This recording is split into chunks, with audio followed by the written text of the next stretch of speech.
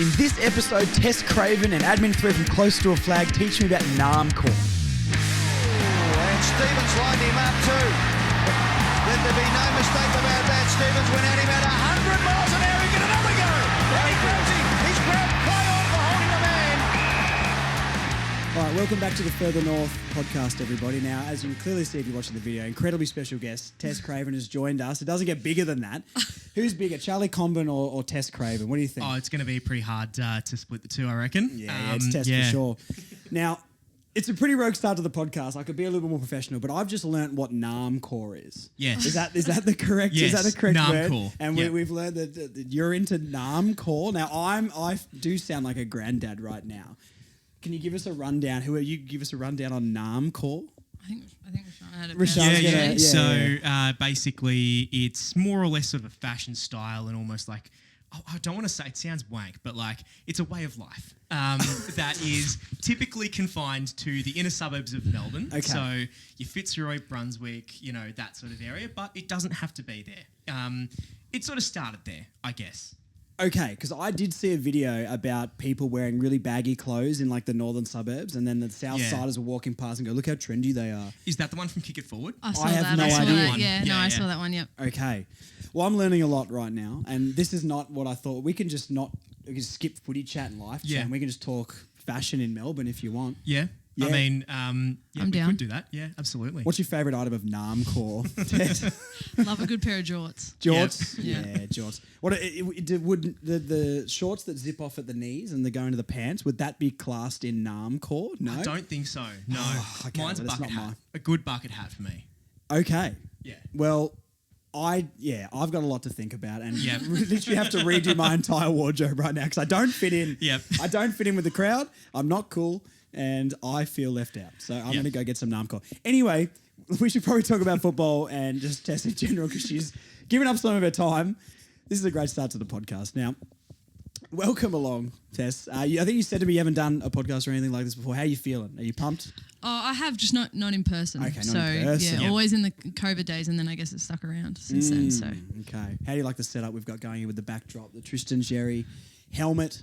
What do you reckon? in the nicest way possible, it's exactly what I was expecting. Fantastic. And that's what we wanted to hear too. Yeah, I go for North Melbourne. How can you tell? No, I've never heard of that club Yeah, before in my exactly. life. That is a prized possession of mine too, that helmet. The helmet? Yeah. Because that was my Tristan Sherry moment and it was one of the best moments of my life. That day we won.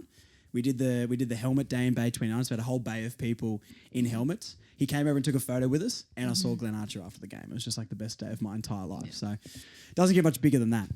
We're going to talk about some footy, we're going to talk about some life stuff, and then we've got some like random questions at the end for you, so we'll see how you handle it. And I've written this out on a nice note. I've even coded what we're going to ask with emojis. I was a star emoji. Rashawn here is a sun or a moon. I can't remember. It's a moon, but a very yellow moon, which represents a sun. Anyway, let's get into it. First question, really, really simple. When did you start playing football? Like, how young were you when you first started kicking a footy or were getting into it? Pretty much since birth, I guess, in a way. I'm an only child, so it's just me, mum and dad, and they both volunteered at our local club just while I was, they moved down to where I grew up right before I was born, and then I could have been born in the club rooms as far as I'm aware, because my earliest memories of wandering around that club and everyone would just look after me, small town sort of community feel. So yeah, I think officially I started Auskick when I was 5, but I was probably kicking badly long before then, but yeah, still kicking nonetheless. That's cool. So you're just born into it. It wasn't a moment where you're like, oh, this game's... Because for me, like growing up down in Tassie, I didn't know anything about football. My parents were from New South Wales and I didn't know a single thing about it. And the only reason, I've told this story a couple of times, but the only reason I follow North is because I found a footy card on the ground at school and I asked Dad, what's that? And it was a John Blakey footy card. And then I saw the game on TV and then I was like, oh my God, that's an awesome game. But was it down Geelong way or where did you grow up? Yeah, so Drysdale, so that's like down near the coast in Geelong. Nice beaches down there as well. Not in Drysdale, everywhere Drysdale. around Drysdale. Everywhere around So it. Drysdale's it's like Radiator Springs. You go around it to get to all the nice areas. Yeah, okay. Yeah. Just like Adelaide on the way to Perth. That's fantastic. Who did you follow growing up? Which team did you follow? I was mad Hawthorn because dad was Hawthorn. okay. So Oh, wow. Hawthorn. How do you feel about the Hawthorn resurgence right now? I have to admit I'm a bit of a fan because it's just that young Tess. It know, never goes away, and dad's in my ear, always about it. So it's actually not a bad question I haven't got here. Like, playing for North, but then supporting Hawthorn outside. How is it sort of picking between those two? How does the heart and the head sort of deal with that? I guess it's, you don't pick your favourite child, I suppose, but I guess there's always going to be a part of me that loves Hawthorn, and that's just because grew up like that. But obviously now North, it's is much the same. It's just two different versions. So I wouldn't say I prefer one or the other. And whenever they play each other, it's just I don't necessarily lose. Fair. Yeah. But yeah, I think Hawthorn have given me the worst moments in a football stadium my entire life. I was down in Tassie to see us get done by 124 in the rain, and I was standing in that GA area, and I was very depressed. And then they beat us earlier in the year as well, both 0-5, and I was like, we're going to do them today. It's been 12. Absolutely did not, and I was It's been 12 years. I was at that game, yeah. It's been 12 years, and I still think about Buddy Franklin's 13. I was there. I was in the pocket when he kicked it. I'm so sorry. Yeah, it's not a good Are you memory. okay? 13. Yeah, I know. I've heard it, mate. I was there. I remember that very differently. I was very happy about that. My I bet you were. I bet you were. Yeah, no, that was another one where I was in that pocket and it was pouring with rain, and he's just taking the piss all day, Buddy Franklin. And I've had some great moments. That was like my annual game when I lived down there, like the Hawthorn North game. And I've seen some great times in there. I got my Guernsey signed by Ben Spate, which was very exciting. Matt Campbell and Ed Lower, which there was we go. Great. Yeah. Big Brother star Ed Lower, by the way. And then I saw Buddy kick 13, and that was probably one of the worst days of my life. Until we lost 124 a few weeks ago, and that has also now taken over the worst game I've ever been to. That was depressing. Yeah. Who was your favourite player growing up? Who's your football hero? Surioli always. Yeah, just ever since. I think I couldn't stray from him. You have to like him. He just he's who you want to watch playing footy. Yeah. What about it? Like, what was your iconic Cyril moment or something that's your favourite? I mean, it is a lot though. I mean, Dad always talked to me about that one moment in 2008 grand final when he takes. I think he's like tackling 3 cats sort of at once. Yes. Down in near like the grandstand boundary side. Yeah. He gets holding the ball eventually, and Dad's always been like that about my Unreal. pressure and stuff. So I think that's one that really stands out. But you could pick any of his goals and any of his chase downs. So good. Yeah. Next question sort of leads into that then. We've written down here, what player in AFL history do you feel like you play like? Or is there anyone, and I know this is a hard question, but as a couple of current and past North players, when I watch you play, initially when I first, and this is another question we'll get into in a second, I said there's a little bit of Bailey Scott about TESS, because when my first game I went to was the prelim last year, and I noticed you just on the wing a lot, like linking up play and all that sort of stuff, and you were quick on the outside, and I didn't really notice you on the inside as much last year as maybe I have this year. And I said Bailey Scott, and then especially the last game you played against Bulldogs, right?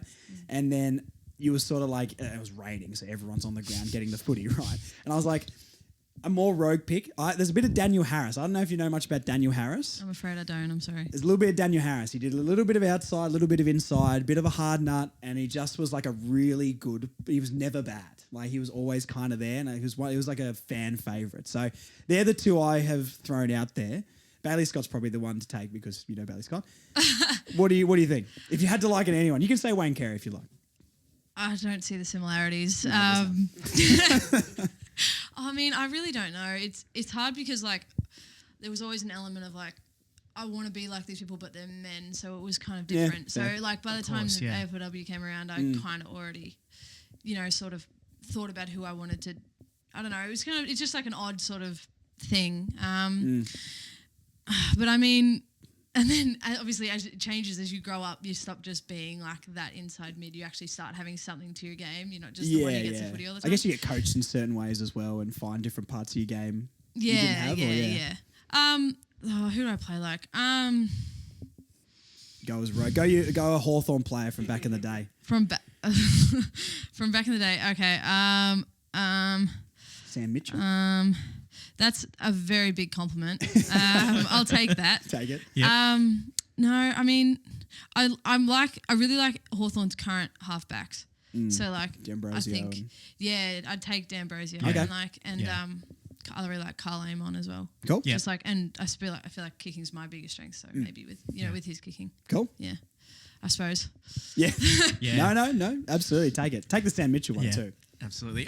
Now, I guess obviously you've obviously grown up playing footy, as you've sort of said, and it's been quite a long time, obviously, from starting to making the big leagues. When did you sort of realize, hey, like W is something I could do. Like making it to the top is something that I can achieve.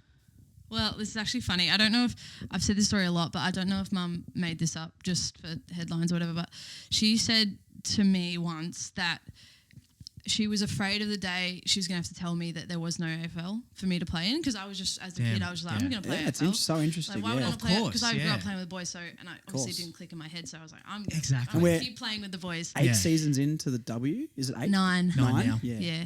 So, and then I guess you go through all the what's the word? Like you go through all the programs and everything and the pathways, and then I think I was in my second last year at Falcons. It was 2020, so COVID happened, which is actually a big blessing for me because it didn't happen that year, did it? No, we had 2 games or something. Yeah. And I was just like, to be frank, I wasn't anywhere near it. And like even my dad had said to people like, oh, she probably won't make it, whatever. So I think COVID, I think weirdly the isolation from everyone, I just decided I was just going to really knuckle down and give it my absolute best shot because there was nothing else to lose. The world was ending as far as I was concerned. Yeah. So what's the worst that could happen? It's so interesting. Like, do you think, because there's a lot of talk about like Will Phillips and stuff and that COVID draft and how many players have been like affected for, how do you find that it did affect that? Well, I mean, it was probably, again, for me, I probably didn't need games. I think I needed fitness and I needed a bit of like, I had to accept that I wasn't in a place where I needed to be to get drafted. So I basically, me and my dad just like knuckled down every night because it was, to be truthful, there was nothing else to do. Of course, so I'd go to school online in my room and I'd be dying to do something else. Yeah. And so, I just committed to that fully. And then I think I still wasn't sure, obviously, going into the season, but then as the season panned out and, selected for Victoria and things, you start like piecing together, I could be on here. Might be able to, okay, cool. But then, I mean, until you hear your name, you're never 100% sure, but Yeah, of course. That was actually going to be one of the next questions, I guess. Obviously, you go into the champs, then you go, and obviously then that's when you're starting to be like, hey, this could be something that's going to be real and it's going to happen. But, what is sort of, getting drafted like? And, I mean, I think a lot of people don't really know what the process is like across both the men's and the women's comp. Like, is it something where you kind of know who's looking at you and who's keen, or does it really come as a surprise? So it wasn't... Okay, so North in itself was a surprise for me, but I had a number of other clubs, Victorian clubs, speak to me prior to the draft. Yeah, okay. So I actually was injured going into my like draft combine, so I didn't do the draft combine. I mean, I don't think any of us did actually because of COVID, but I didn't do any 2K or anything. And all my interviews, I was in a moon boot, so it was like pretty hectic. So I mean, you have an idea like if you're gonna have so many people speak to you, because I had like a number of clubs, and none of them picked me. And then North was there, which was great. I actually only spoke to North once prior to this, and it was just like a real offhand chat with our list manager at the time. So that's interesting because I've always wondered, like, any draft in any sport, it always looks like they're so excited and so happy, but I'm like, do they really know or do they not know? And that's always something that I've been super interested in, because it does seem a little bit, for such a structured league, I guess even from the outside, I don't know what it's like on the inside, but from such a structured like sports in general, I feel like they would know. But then if it is a genuine surprise on the day, I think that's really interesting because you wouldn't then know where you were gonna be going or anything like that. Like what if Adelaide picked you up and all that sort of stuff, So you genuinely could have gone anywhere. Yeah. Well, I mean, we were still in the stage where you had to nominate the state you wanted to go into because of the state of the competition at that point. Okay. I didn't know that was. That's very recent actually that they've made it national. But you literally have no idea, and I guess it probably wasn't helped. Again, it was COVID, so you didn't get invited to the actual thing. Everyone was virtual, so it was kind of just like you see those videos of the later draft. Of course. Everyone was kind of like that, so it wasn't probably as it is now without a pandemic upon us. But I guess we've kind of briefly sort of touched on obviously players that you may sort of emulate, but in terms of how you describe your game, obviously you're in a pretty like stacked midfield. There's King, Jazzy Garner, Ash Riddell, like some very reliable and really established players.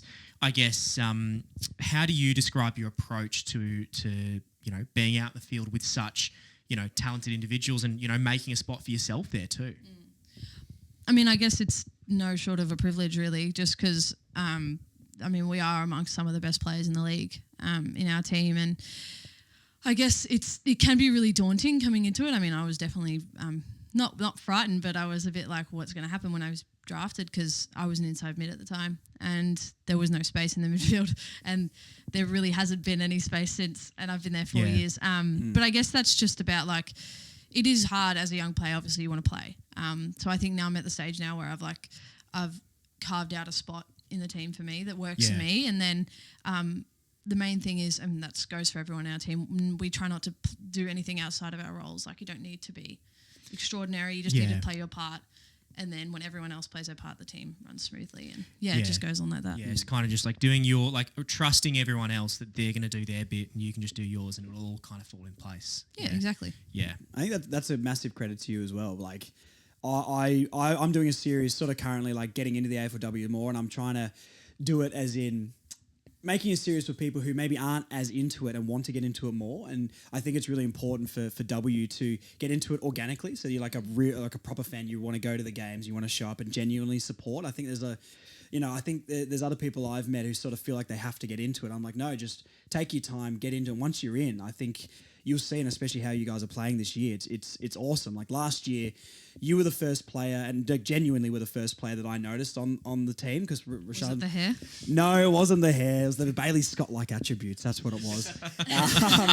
But no, he was pestering me to go to games forever. I was like, okay, yeah, we'll get to one. And then they were in the prelim, and I was like, yeah, I'll come along. And I went along, and I was like, she's really good. Like, what? And like, who's that? TESS CRAVEN's there. I was like, awesome. And then noticing Riddell and King and all these players that are so good, but to come in as a younger player and stick and get a regular spot in that team is genuinely really, really good, because the fluidity that the team plays with is something that I was surprised of how fluid it is and how good and as a unit you play, and especially off half back, like the link up, like Riddell's always just like standing in that midfield ready to just like receive a handball, feed it off to whoever's going past, and I was genuinely like so impressed with how fluid it was. So more of a statement, but you were like the first player I noticed in the AFLW and was like, wow, like look at the talent there is here, and it's a massive credit to you that you've been able to stick a spot in that team when there is so many good players. Thank you. That's very sweet. Not just trying to pump up the tires. There's genuinely like not going to get out the door. No, absolutely not. Obviously, the grand final. Let's go to that last year. Disappointing result, and we don't want to talk about that too much, but more about like the mentality of. Obviously, we know how you felt after. And I think a very general question that people get asked after disappointing losses is like, how did it feel, or did that motivate you? I think the obvious answer is yes. Of course, it motivates you to go to the next year and do it again. But individually and as a team, how was the reaction after the game in the rooms from everybody? And as an individual and a team, how did you channel that in like a positive way to come back this year and look even better? Well, I mean, I think I'll just go with, I think where we all probably went wrong is that we played the game before we played it. So in our heads, we'd probably already gone over everything a million times. And I mean, we were well and truly in that game. Like, we were leading at 3/4 time. You don't often lose from that point. And we unfortunately did. And I guess straight after the game, to be honest, I don't think Croc just said a nice sort of thing, just saying like, don't be disappointed. Like, we've come so far. This is what we've wanted. We know we can get there. Yada yada, all that. Credit to the girls and such. And then I guess we just sort of, we kind of moved on. We didn't really speak about it too much. We just kind of like, we went and hung out with each other and celebrated the year that was and all that. And then as we dispersed. People travel. People train, people stay. Like, I stayed, I didn't travel anywhere. And I guess individually reflecting on it, it's of course disappointing, but it's more reassuring. And I think I'm at a point now, like, again, in my career where I can like look back and be like, okay, so this wasn't good enough. This is what we're going to do now. This is how we're going to approach this preseason. Like, just in anything, I think after about a month, I was like, right, let's go again. Yeah. And so personally for me, training, I was like, I'm just going to get into it and just do everything I can. And then I think from a team, we've never done like a watch through or anything. Okay, that's interesting. We've just done bits and bobs of clips that Croc finds relevant. Croc's Darren Crocker, our coach, for everyone who doesn't know. Yeah. Just bits and pieces that he thinks are now relevant to us building out our game now, which I think is good for us because obviously, like, there's probably a million errors in that game. So there's no use going every through game every though, one. isn't it? Exactly. Yeah, It's every exactly. game, and just because that one had a cup at the end doesn't mean. That's true. So, yeah, I guess as a team, and then, yeah, I reckon it's really motivated. I mean, goes without saying, but I think our pre-season, because we have such a long off-season, pre-season buy-in was really, really good. And I think it's just like we've all learnt what we need to do to get our individual prep better and then the team prepared to hopefully get there again. Yeah, for me, it really showed. I was lucky enough to see you guys against GWS in the pre-season, and I literally just remember, because obviously last year was still a very strong year for North, but I just still remember, I'm like, oh my God, like this is different. Like it was really, really cool to see, and just like sort of see how, for use of a better word, like, and it's overused, but like how locked in you guys were and sort of ready to go from the get-go. So I think that was a really good sort of like, sneak peek as to what you guys have sort of worked on. So yeah, I guess when it comes to the pre-season this series, is there much that you did differently, or was it like a lot of reinforcing what was already there? Me personally or team? Either or. Both. Well, me personally, this is the first full pre-season I've had ever in the AFL system. So I was injured the first one. Second one was when the 2 seasons combined. Third one I got injured again. So this is my first proper one. Like I knew exactly how to avoid getting injured again, and then I knew basically you just have to get fitter. So let's just work on that. And credit to our staff. We have amazing staff at North, so they helped me along the way. Yeah. And also the girls, we all like made sure we'd go into the gym together. We'd do running together. We'd do skills sessions as early as we could, like just things like that. So, and that makes it a lot easier when you're not on your own. You're working with your team always. And I think that speaks to like our connection and that fluidity you were talking about before. Yeah. We spent a lot of time together training and just as friends, and I think that really comes out on the footy field. And then as regards to team, again, Croc said like we've done a lot right. It's just now about refining the little things. So we've done the bulk of the work. We just need to now fix up the little areas to go that one better. One thing that I noticed this year compared to last year is that the ball movement is so much quicker. Was that a focus, or like what tactically did you change? I have to give out all your secrets, obviously, but was that like a specific thing you wanted to move it faster? Because I felt like the games I saw last year was a bit more contested, and this year I don't know if the team's just that good. You find ways to carve teams apart, but like the ball movement, especially off half back, and like I said before with Riddell in the middle, just linking everything together, it's so much quicker. So was that a focus, or was that something that you genuinely like? Let's do this, and we'll be unstoppable.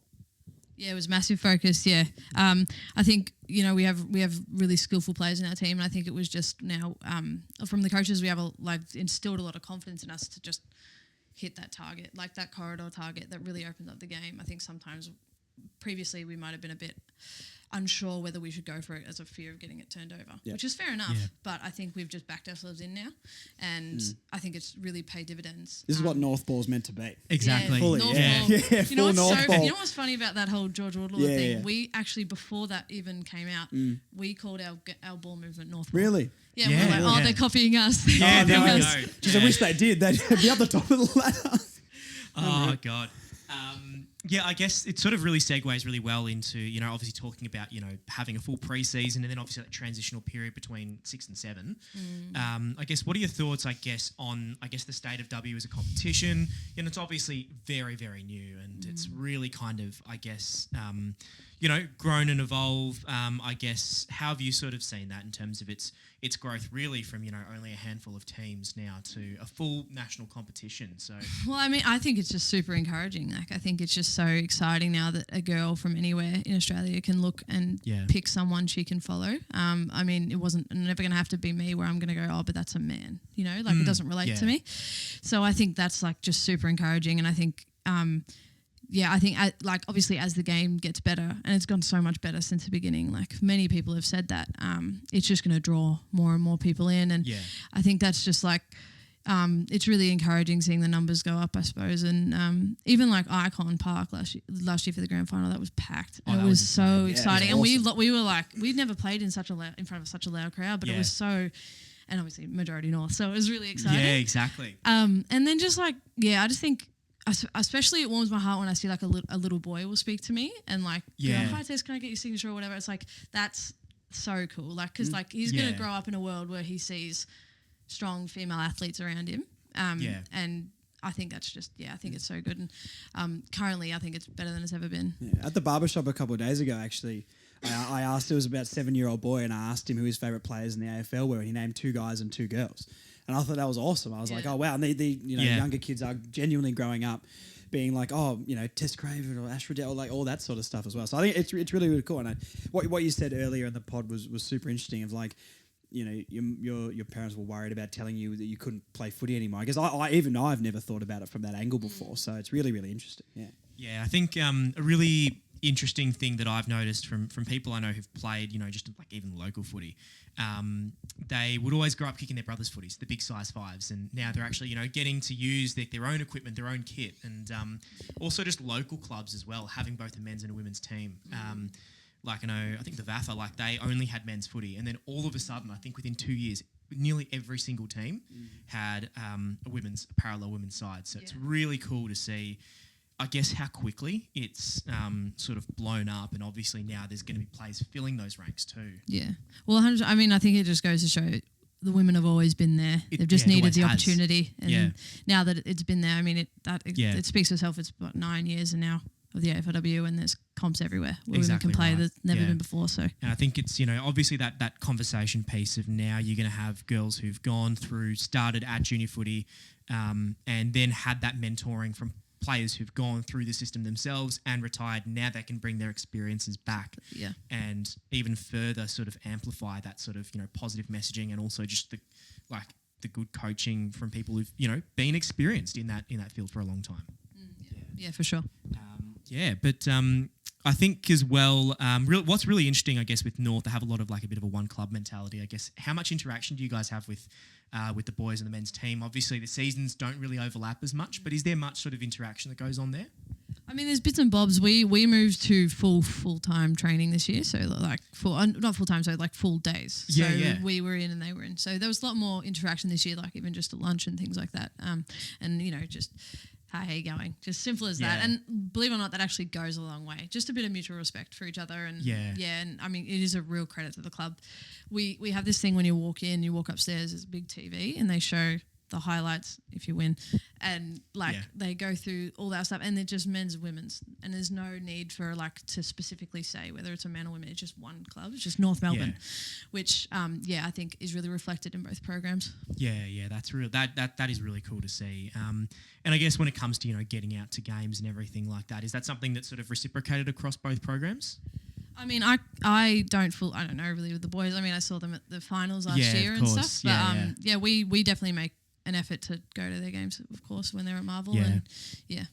I did have a good conversation with Charlie Comben at the prelim, so they do get out. I wasn't invited to that one, mate. Thanks for that. You should have come. You should have come round. He would have said hello to you. Clearly, I'm not wanted, so it's fine, mate. That hurts. No, I'm sure he'd love to talk to North royalty, and if Marnie wants to come along, the first lady of North. Everyone just wants content. to talk to Marnie. Yeah. When we went to me and Marnie and Rashawn were at the Geelong game where it was a draw. And we're walking around, and everyone gets so excited to see Marnie, and I'm like, that's fine. She's what people come there for. Yeah, anyway. She's the star. I'm not. Exactly right. It's exactly right. Yeah. That's right. No, you guys talk. It's fine. I'll just sit back here. It's fine. I don't care. Yeah, thanks for coming to Further North. I'm Josh. I'm Tess. I'm now admin 3 of North Close to a Flag as well. So. I mean, you do the kangas, so like you've got. Hey, I ripped a mean kanga when you were away. I stood up in the bay. Yeah, very good. I just want you to be proud of me. I am proud of you. Thanks, mate. I just need to. I'm back now. Yeah, and I guess when it comes to sort of new players, obviously in the men's program that do come in, or even just new players, or even like some of the women's players that go over. Like I know Khan's obviously went over to work with the men's side. I guess how does that benefit new people just coming into the club and other people going out and learning from different programs? I mean, I guess with Khan's, she was an amazing footballer and person and leader before that. But I think it's just I think she's really open to always learning and improving. And so I think, being a part of the men's program, just seeing how they go about it. She's brought a bunch of drills over to us, and just because I mean, there is a standard that the AFL has that the AFLW doesn't have just yet, and that's just with time. Like that, there's nothing you can do about that. But I think with that sort of integration, we can speed up that process. And we've been the beneficiary definitely. Because Emma King also went over for a bit as well with the VFL. Cool. She worked with Goldie, I think, a bit back when Rucks galore, but and I guess from the North Melbourne perspective, I guess who's your favourite player to watch, be it from again men's program and women's program? I mean, you can't really go past Harry Sheasel. he's good. You just watch him. He's just floating along the ground, just Yeah. finds it, and he's a bit like Dacos in that sense. I mean, Yeah. obviously Nick Dacos, just like they draw your eyes because they're so Yeah. good. But then obviously McKercher as well. I feel like just him coming off the halfback, he's going to be really exactly. dangerous in years to Yeah. come. When obviously stop with those injuries. But then when it comes to women, I mean, I'm like my teammates' biggest fans. Like I just love their Yeah. work. So I could pick anyone, but I mean, I really just like. I mean, I can't go past Ash just because I know her work rate is so. Oh, 100%. Like training alongside her, it's no surprise that she plays how she plays. So yeah, Exactly. Like seeing her on the weekend, like she's popping handballs in the midfield or like, a bit back of centre. But all of a sudden you just see her at the half forward line or like just top of the goal square. I'm like, how did you do that? Yeah, Like, exactly. I just saw you over there. Like, so it is. You're right. It is really cool to see how hard she works. Yeah. Yeah, for sure. 100%. Random Ash Riddell question. This is not on the script. Do you ever talk about who's got the most defined jawline out of Ash Riddell and Jai Simpkin? Because That's so funny. Jawlines that cut glass. Like Oh the my fittest God. people I've We ever have seen. debated this at North Close to a We Flag have for a talked very about long this before, time. and I'm like, do they get together and like have competitions? Do they who's mute? more defined? Oh Because my God. it's Do out they of control. mute? Do they mute?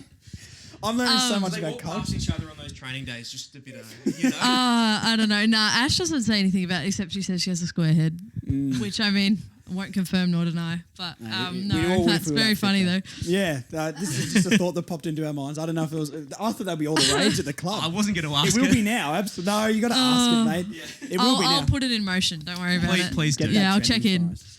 So you grew up down the country, and now you live obviously close to the city. What do you prefer?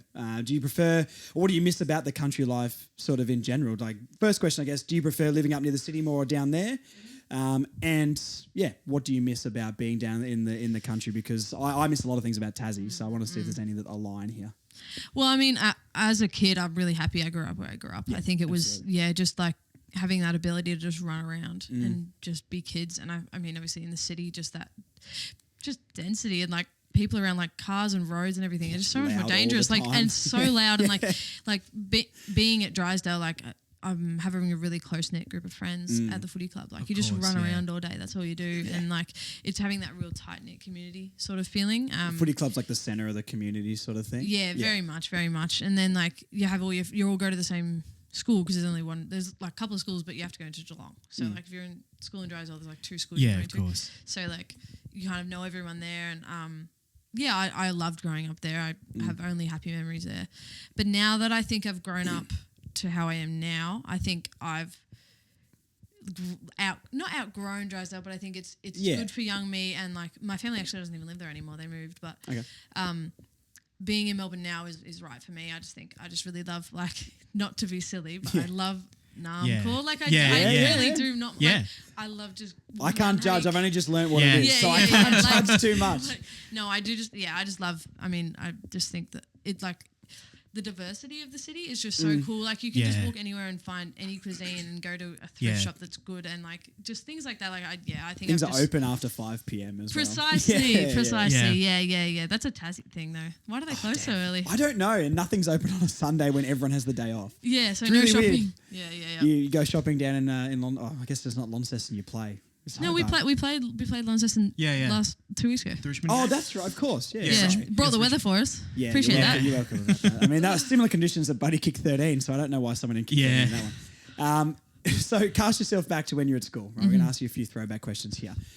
What did you want to do when you grew up? What was your, like, I want to be an astronaut moment? What did you want to do? AFL footballer. If it was like the whole time? I wish I could say there was something else, but Yeah, it was okay. never. Yeah. And I am lucky that it came about when I did because I had no backup plan.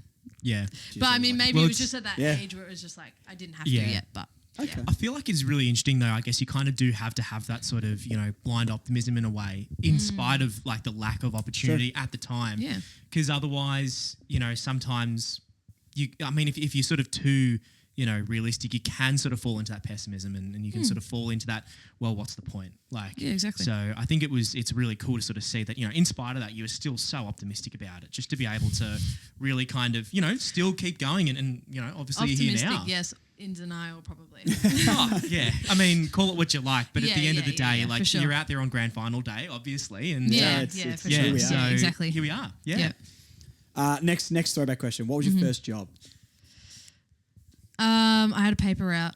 Oh, that's so old school. That too. is, But yeah. then, but no, Now, I don't that know a is lot about Naarmcore, but that's so Naarmcore. I don't. Is that right? Oh, I feel like That's country kid core. I feel. Yeah. I But, feel like in Melbourne, you're not going to be very friendly to the Herald Sun. So No, but I only really had that for a couple of weeks, so I'm Okay. happy to pass that. Yeah. And then I worked at McDonald's for one shift. Why one shift? Did you get fired? I got another job actually. Oh, No, I got Yep. I worked at Baker's Delight. There we So go. that's the Yep. official first job I feel. Yep. Yeah. Just front of house. Were you baking anything? Yeah, it was in the COVID year, so it was just like No one was that's there. all you did. Yeah, you went okay. to work, Yeah. you stayed at school, and then I'd go run. That was it. Yeah. That was all Unbelievable. COVID was. Yeah. Do you wish you worked at Macca's Mall? No. So many cool. When people come into the barbershop and they work at Macca's, I just dive into all the stories about drunk people coming in or like drive-through window stories. Yeah. It's chaos. So you're probably lucky Yeah. you didn't work Yeah, there not for for me. longer. Not for me.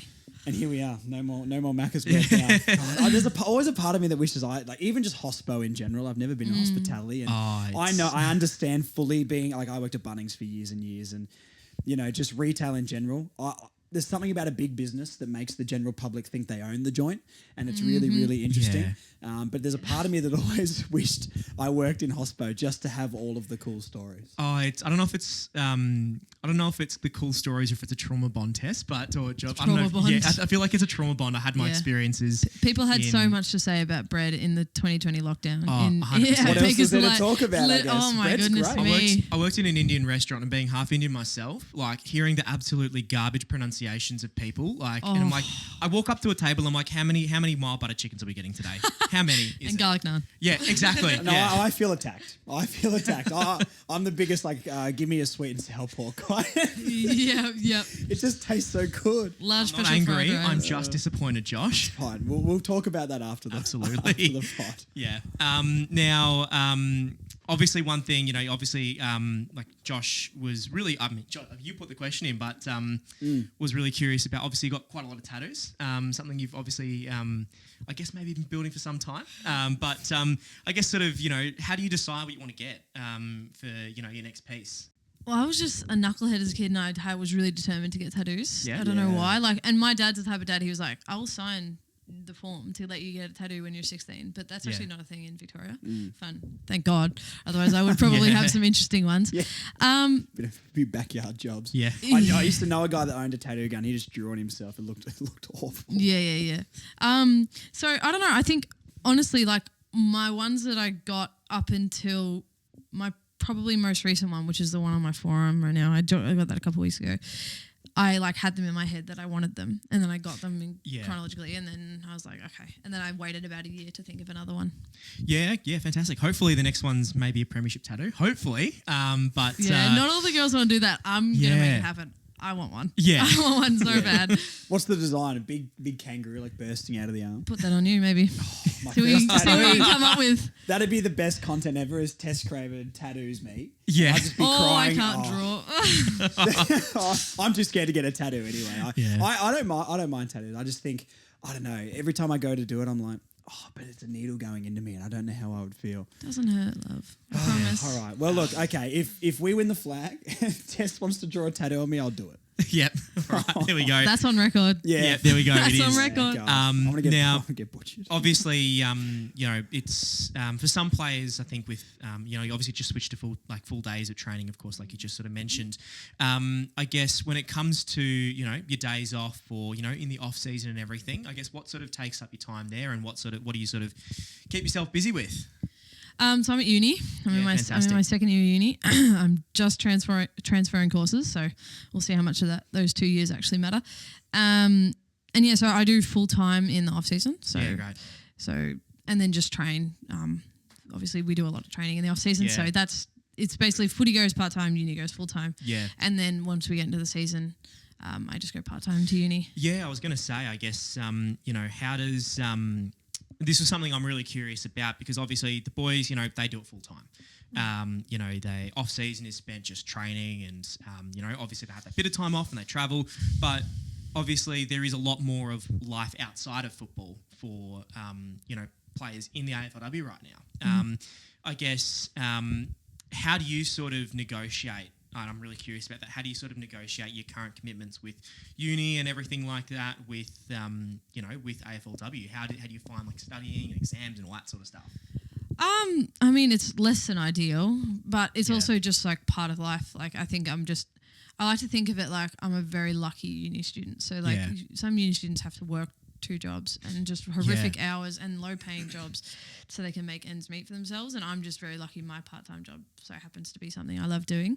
Yeah, exactly. That pays pretty well if you're talking about uni jobs. Yeah, with the new deals. That exactly. They got like 4 tiers of payment. Like even on the 4th tier, like you can live reasonably. Exactly. Like especially as a 20-year-old, like I'm not going to complain with that sort of life. So I mean it's fine, and obviously I have it very easy compared to girls who have full jobs, which they do. So so I'm one of the lucky ones, really.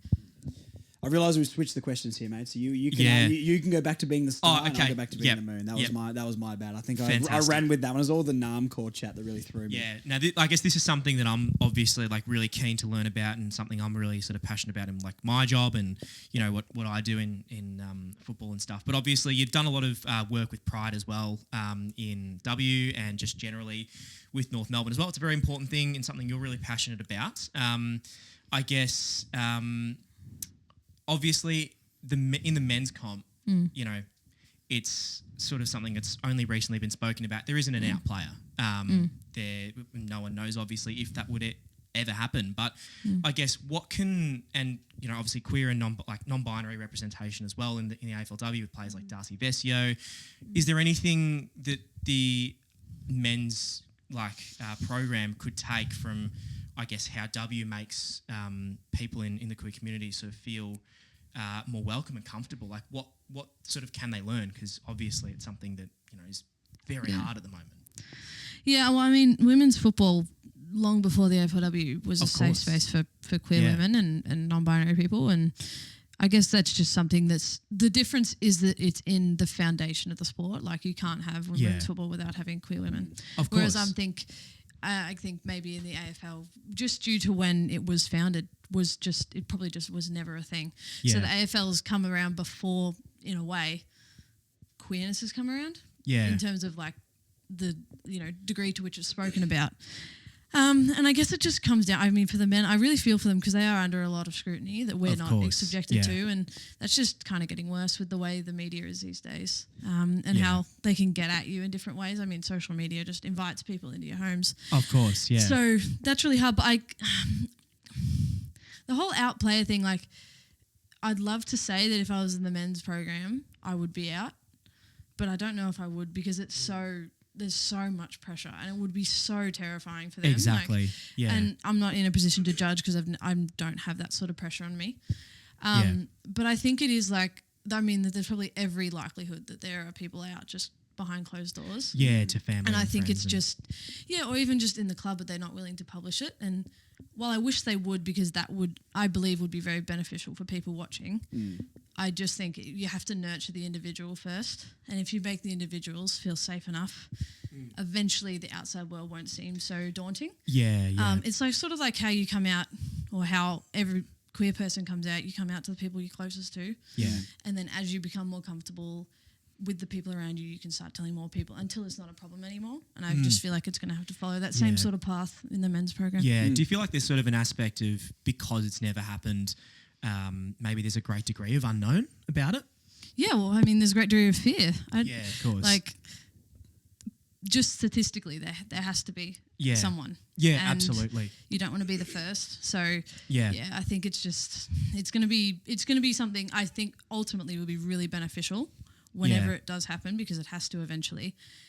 But I think, it's all about just looking after the person at the time, because it will be really daunting and a lot of pressure. And yeah, exactly right. And I guess what can fans and supporters of clubs sort of do to help? Because I remember, so in the A-League, I support Western United. Josh Cavallo, first professional out player in football in the world game. We were really sort of supportive of him, and we're like, you're loved, you're seen and everything. What can fans in AFL, in Australian rules football, do to sort of help?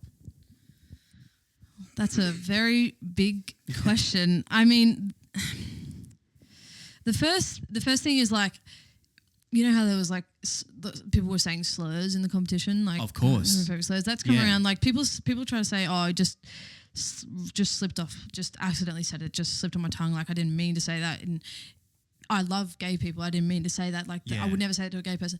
How do you know you're not speaking to a gay person? Exactly. You know what I mean? Like Yeah. just people feel safe to say things they shouldn't be safe to say. Yeah. Because I mean, I've been there as a kid. You hear someone say something and you're like, oh right, I can't tell them. Yeah. So just imagine if that's blown up on a worldwide scale. So just like Yes. you have to Yeah. remove some things from your vocabulary and truly just be open. Yeah. Like you're just going to have to not judge. Even if you do want to judge, pack it up, put it away when you speak to the person or when you're presented with an opportunity to be inclusive. Use that then to discuss it later if you don't agree with it. But yeah, I just think you just have to pack away your judgment and speak openly and like give people the chance Yeah. to be honest with you and come out with you if that's what they want to do, and yeah, just make them feel safe so they can do that. Yeah. Absolutely. Rashaan touched on it before. How do you feel like the reception would be if a player did come out publicly in the AFL at the moment? Because the NBL, Isaac Humphries came out a couple of seasons ago, I think. I'm a big United fan there. And obviously the community and what we see gets around them, but it's the public's response to that. Yeah. From the outside looking in, and I guess myself from the outside looking in, it would seem to be met with a lot of support, but then there's the other side of it, which we wouldn't see. The A-League was very similar. Obviously, A-League, there's a lot more difficulty there with accepting in the A-League maybe compared to the NBL. But what do you think the reception would be like? Because I think it's obvious that the league would obviously throw a lot of support behind it. But how do you think the reception just in general would be if someone did come out? I mean, a tough question though, I know. I'd love to think it would be positive. Yeah. 'Cause But- I feel like it would be met with a lot of positivity, but the loudest people would be the negative people. Not even the loudest. I think it's just like you can hear 1,000 positive things and hear 10 negative, and you'll think of the 10 negative. Yeah. Like That is I can so tell, true. like people comment minor little things about my game over the years, and I can remember them, but I couldn't remember every positive thing. Like it's just negativity gets you in a way. So there's gonna be negativity. Unfortunately, it's the world we live in. But I'd love to think that the AFL and the wider community and all of that would really really openly and obviously throw their arms around the person and I would hope support them openly, and then there'll be the trolls who say what they want, but as it becomes more common for people to be queer, those trolls will just become in the minority more and more. And absolutely. Yeah. Last question in this life little segment, then we're going to some rapid fire questions, and then this is from going from a very serious topic to something more fun to end this segment.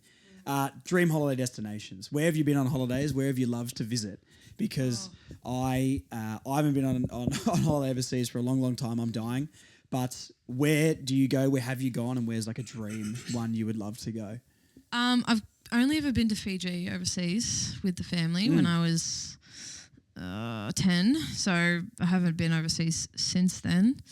We did a lot of travelling around Australia as when I was a kid, so me, mum and dad, we would just do little holidays together and just go to like Robe in South Australia or Peterborough and Victoria. Like a real sort of camping vibe. Oh, cabin. Mum's Cabin? not a Yeah, camper. yeah. I'm not a camper either. I fully get it. See, I'm a camper, so... You a camper? Yeah. Nah. I'm a product of my family. I'm Glamping? sorry. Yeah. Cabin camping. Okay. Yeah. Which is a Caravan step up park. from glamping? Yeah, you've got 4 walls and a roof around you. I feel like that doesn't count.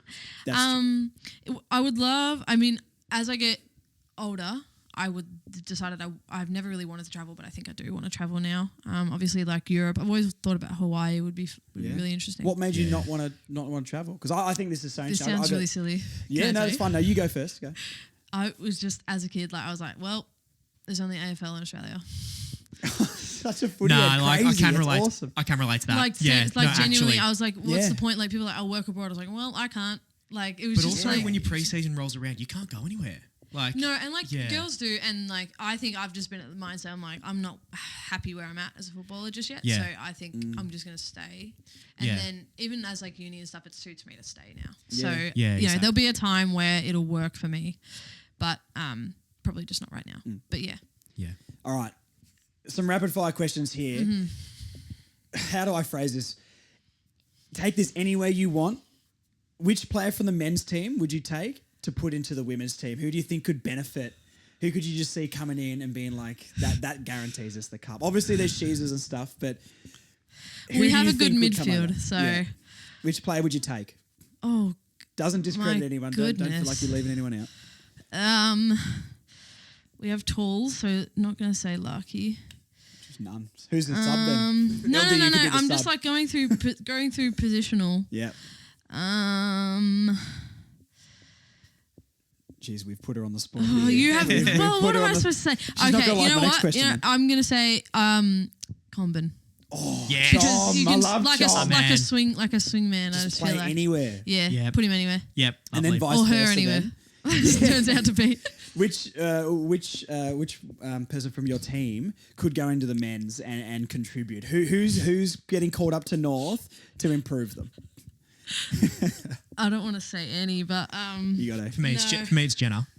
Yeah. oh, Jenna's a good. Yeah, Jenna's a very good call actually. I want Vikki Wall in the forward pocket, mate. That's who I want. Oh, Vikki Wall. All right. Well, who do I say? You know what? I reckon Ferg. Jazz Yeah, Ferguson. I do see. Key back, doesn't get beaten. Oh, I think 100%. it's just, yeah. I was also going to say purely from a work rate point of view, Gaddy, Taylor Gatt. So Yeah. just, Talk about Bailey Scott. oh yeah. But like absolute machine. Always like as soon I as, press the button. Is that fine? Yeah, it's fine. oh yeah, still good? Sorry, Yeah. sorry. But like as soon as an opposition player gets the ball, I don't think I've seen someone descend on someone so quickly with a tackle. Do you make that meme? That was me. Is that was you? So You're the right. wind shift, so for clarity, the So your wind. stuff gets back to him. So mate. There you go. the carousels that I do, that's me.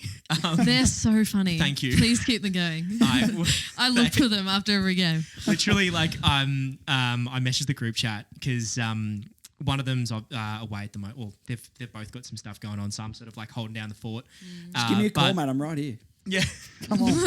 But I was like, as soon as I still remember the round one game, because that's when I started doing them against Brisbane. And literally, I was coming home from my own footy match and I'm like, I looked at the score. I had the game up just on KO on the side. I'm like, holy shit, this was the team that won the flag. And I was like, I have to post about this. And then obviously the We're So Back one came on.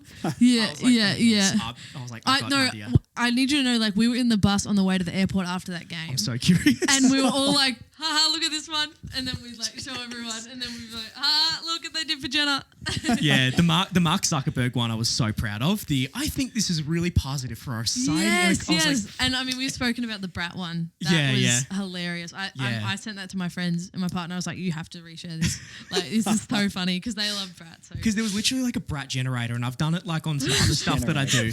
There's literally one Generator. online. It literally you can just put in your you can put in whatever text, and it comes up with Charlie XCX. Such North a cool Coastal website. flag. Give it a follow. Easy, mate. Easy. But now the other rapid fire question we got is: you're on a night out, you got 3 teammates to bring along. I guess who's the mum of the group, making sure everyone's sort of keeping themselves together. Who's the biggest pest, like the one that needs the most monitoring, and who is like we're going to karaoke. The biggest pest is Ferg, not necessarily because she's a pest in general. Like she is genuinely like if you're on the massage table, she'll like pinch your feet or like flick your flick the back of your knee or something like that. Like she's always got something up her sleeve, but she's also notorious for being the last out. So I'm gonna have to go with Ferg. What was the first one again? Who's the mum? Who's the mum? The mum. Who's making sure everyone's being safe and responsible? Maybe Carney. I feel like I was gonna say I don't want to say Carney because she's skipper, but I would have to say Carney. I think that's just her vibe. She's very like look after us all. Yeah. Yeah. And who's going out to karaoke first? You can throw I a feel group like in there. I feel like Ash and Jammin really love a good sing along. Yeah, Yeah. I do see that actually. Yeah.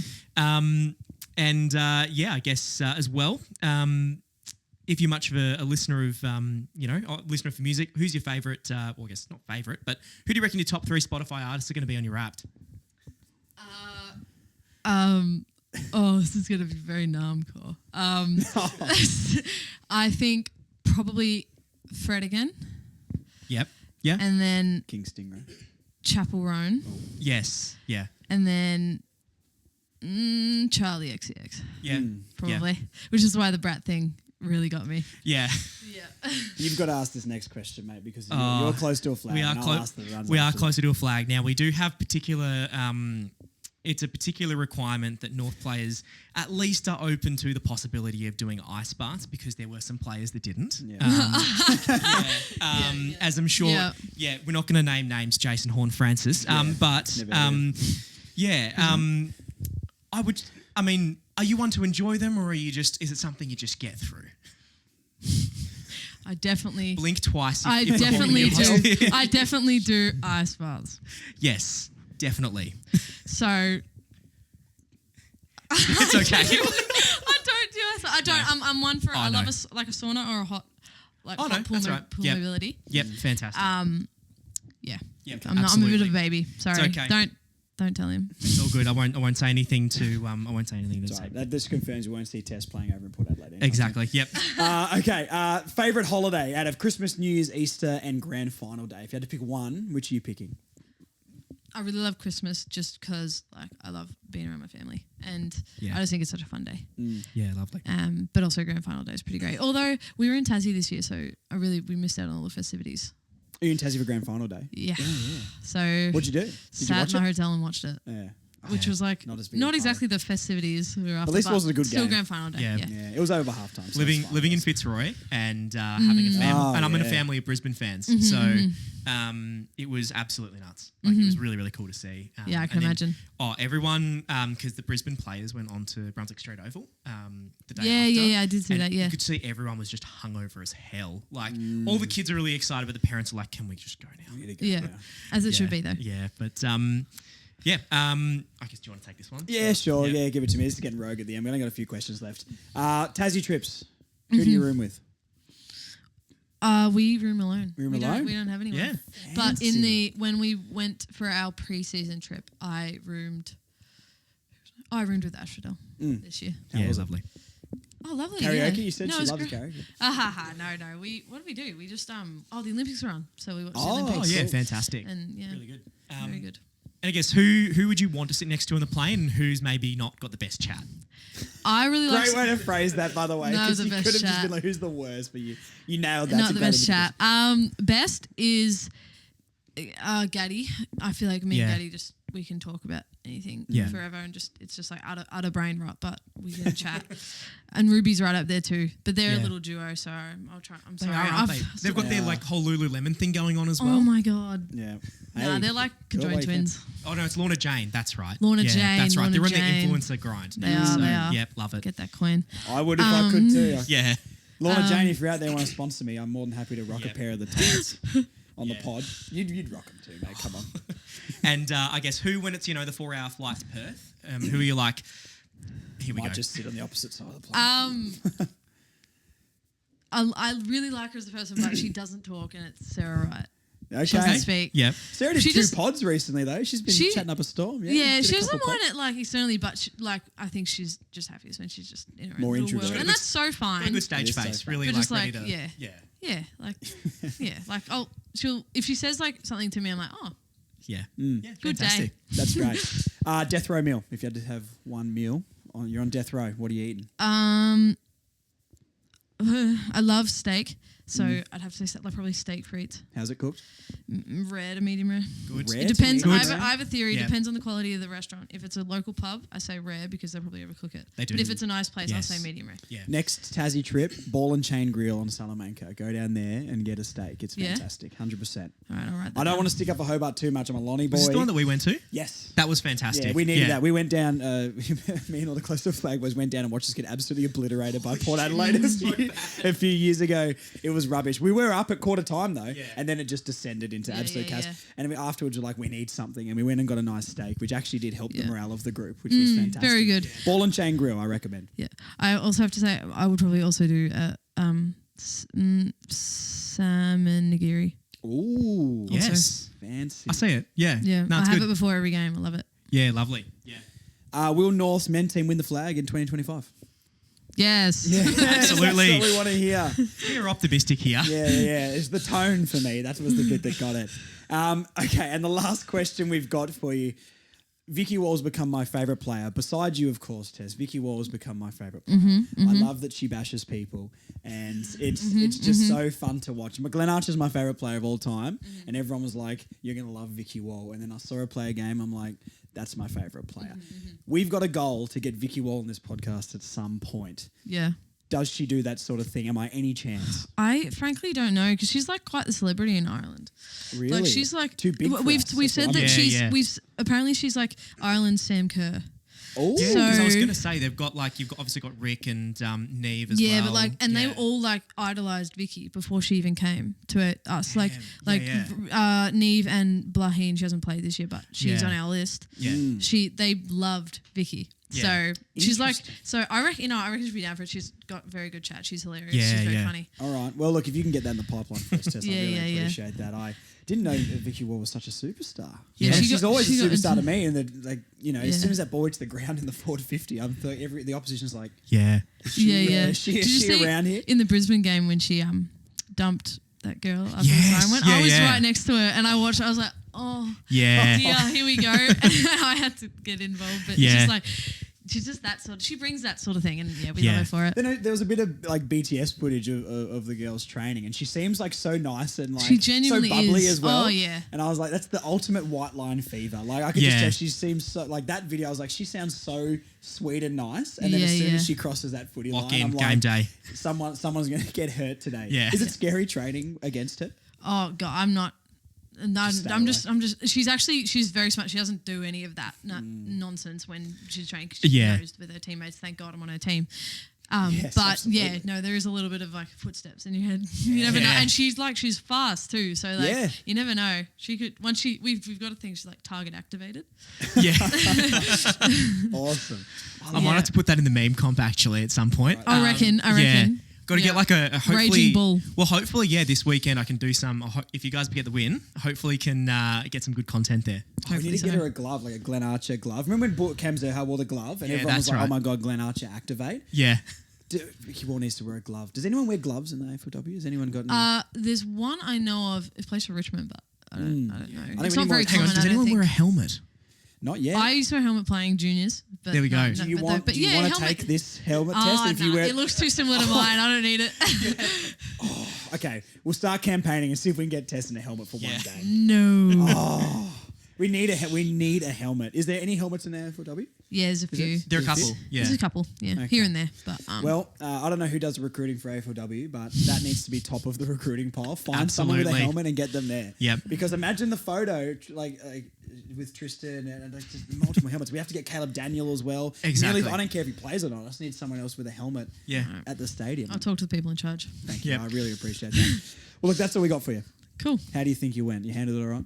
Did I go okay? Yeah, I think it I was think so. okay. Yeah. Yeah. I was hoping for more of a self-critique there, but Oh, nah. no chance. No. Well, thank you for joining us. No, Tess. thank you very much for having me. We appreciate the time and you driving out this way to come and have a chat. And it's cool to do it in person too, because Zoom interviews are fine. Yeah. But in person, I think we can laugh more and get along. And Yeah, I agree. I wasn't going to learn about Naarmcore if we did it over Zoom, Yeah. that's for sure. And I've learned a lot.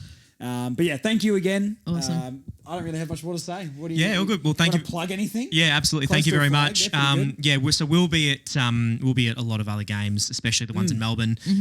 So yeah, really looking forward to it. And hopefully, I know we're going to get something going. Hopefully, I'd like to get something going Bay for the Gold Coast 29. game. Yeah, so we do a bit of Bay 29. I'm not sure how much you've seen. Yes, I what have, We I do. have. So Yeah. we'll hopefully be doing a little bit for the Gold Coast game. Try and get as Well, many people hopefully- down as we can. Yeah, hopefully that's going to be about 5 o'clock on a Saturday night. So it should be Exactly. hopefully nice weather and So Well, I ho- can make that one as well. I finish at 3 Yeah. on the Saturday. Well, and hopefully I'll we come down can. and see Hopefully that. we can go down and celebrate at the Castle Hotel. That should be a pretty good one. Yeah. That was my uni pub, my regular. You can get so us drink specials there. I don't know the bartenders there anymore. It's been a little while since I've gone. We'll start networking now, mate, because it's round 10, I think that game is. or Exactly so right. You've got a few weeks to network. Yeah, and obviously, so we'll be there a lot as well, and obviously stay tuned for the men's season. We'll be putting out some more, hopefully some more Bay 29, bigger and better than ever. So watch this space. Is Jack Darling going to win the Common next year? yeah. Yeah. And Absolutely. Luke Parker Brownlow? Why not? Yeah, sure. Yep, Why not? Lovely. And then Harry Sheasel, Norm Smith, and then Yep. Win the flag. Can we give 2 Norm Smith? I It's a wish. tie. Yeah, With who? Wardlaw. There you go. Wardlaw, Chom. Well, you can do two Brownlows. So No, she's Tom leading LW. goal. Oh no, you said no. So you said Chom's Coleman was playing Jack back. Darling. Does Chom play back or forward next year? There you Need go. a backs award. Well, sorry. well, the thing is, Kane Corns said that he would run a lap of the tan, 3 laps of the tan, I think, for every goal that Darling Jack Darling kicks over 40. Yeah. So basically what we're saying is just feed the ball to Jack Feed, Darling yeah. just so we can watch Kane Corn suffer. I reckon we go. That'd be very funny, wouldn't Jason Dunstall style ISO in the goal square and just get Yeah. everyone to push forward. Bear in the Just- square. Yeah, 100%. Yeah. Get him to kick a butt. Get him to kick 10 in a game, and Kane Corns is going to get please. very, very nervous. First 5 Yeah. rounds, Yeah, yeah, yeah, bag yeah. of 10 for Jack Darling. Kane Corns is going to be shaking. But that's easy. Didn't he run from like South Australia to Victoria? I think so. he did Like a that massive thing, run. didn't he? Yeah. So that's easy. Kane, if you're listening, get a better challenge, mate, because we know you can run. Do something tough. Box again or something. Kane, you interviewed me when I got drafted. I hope you remember me. So I'm just making it happen. There we go. All right, it's getting too rogue now. Thank you All very right, much. cool. No, thank you so much.